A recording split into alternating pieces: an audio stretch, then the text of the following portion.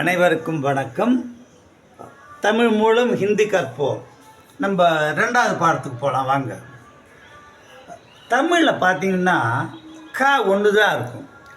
ஆனால் இதே ஹிந்தியில் பார்த்தீங்கன்னா 4 கா இருக்கும் பாருங்கள். ஒவ்வொன்றுக்கு அப்படியே எழுதி காமிச்சிருக்கோம் பாருங்கள். இப்படி போட்டால் க எப்படி சொல்லுவோம்? கமல். இது க கதர். இது க கங்கா. இது க ராகவன். எப்படி இருக்குது பார்த்தீங்களா? ஒரே க எப்படி வேறுபடுது பாருங்கள்.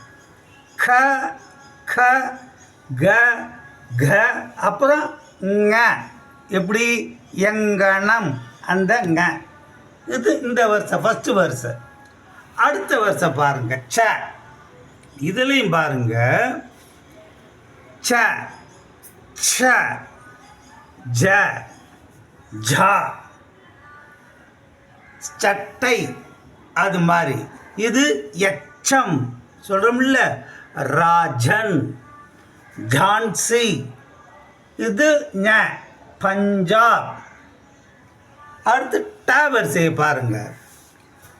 ட ட ட ட ந எப்படி பட்டம். இது காட்டம் படம் டமாரம் பணம்.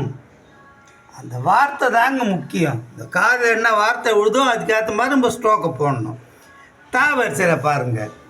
த த த த இது ந எப்படி தகப்பன் அந்த த. இது வத்தல் பதஞ்சலி ராதா. உச்சரிப்பை பாரு. இது ந மனம். 2 சொல்லின. அடுத்து பா வரிசை பாருங்க. ப ஃப அடியில் ஒரு புள்ளி வச்சா ஃப. இது ப ப. இது ம எப்படி பணம் பலன் ஃபரூக் பலம் கம்பன் மரம்.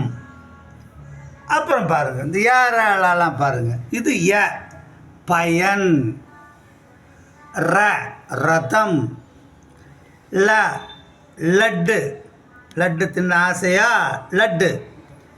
இது பாருங்க வ வரம். இது ச ச பாசம். இது ஷ ஹர்ஷர்.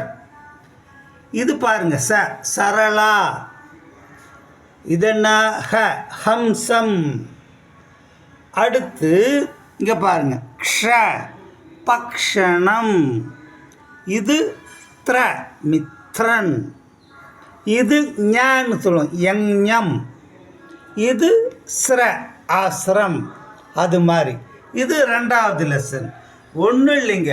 இதெல்லாம் நம்ம திருப்பி திருப்பி படிச்சுக்கிட்டே வந்தோன்னா இந்த எழுத்தெல்லாம் அப்படியே மனசில் பதிவாயிரும். நம்ம காதில் எப்படி கேட்குறோமோ கேட்கறதுக்கு ஏற்ற மாதிரி ஸ்ட்ரோக் வந்து தன்னால் விழணும். ஹிந்தி ஒன்றும் கஷ்டமான மொழி கிடையாதுங்க. ஒழுங்காக படித்தா அற்புதமாக நம்ம அதை மாஸ்டர் பண்ணிடுவோம். அடுத்த கிளாஸில் சந்திப்போம்.